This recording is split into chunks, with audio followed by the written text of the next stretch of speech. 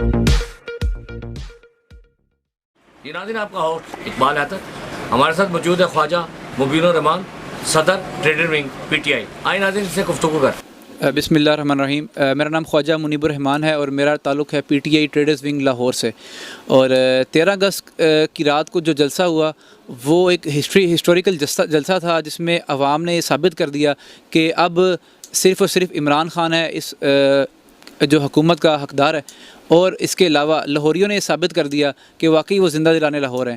اس کے بعد میں اپنی پی ٹی آئی ٹریڈر ہمارے کی ساری ٹیم، عثمان ملک صاحب ہمارے سینئر نائب صدر ہیں، محمود صاحب چودھری محمود صاحب، اور ہمارے جنرل سیکرٹری ہیں میاں مقبول صدیق صاحب، اور ہمارے جوائنٹ سیکرٹری ہیں جواد صاحب۔ تو میں ان کو بہت بہت مبارکباد پیش کرتا ہوں کہ ان کی جو اتنی ایفرٹس ہیں وہ رنگ لائی ہیں، اور ہم نے ایک کردار ادا کیا ہے اس جلسے کی کامیابی میں۔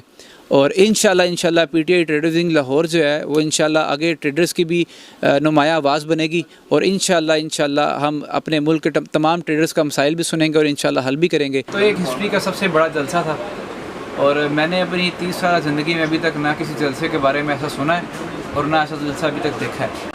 تو یہ ایک ہسٹری کریٹ کی گئی ہے، اور یہ بتایا گیا ہے ارباب اختیار کو کہ اس وقت صرف اور صرف عوام عمران خان کے ساتھ کھڑی ہے۔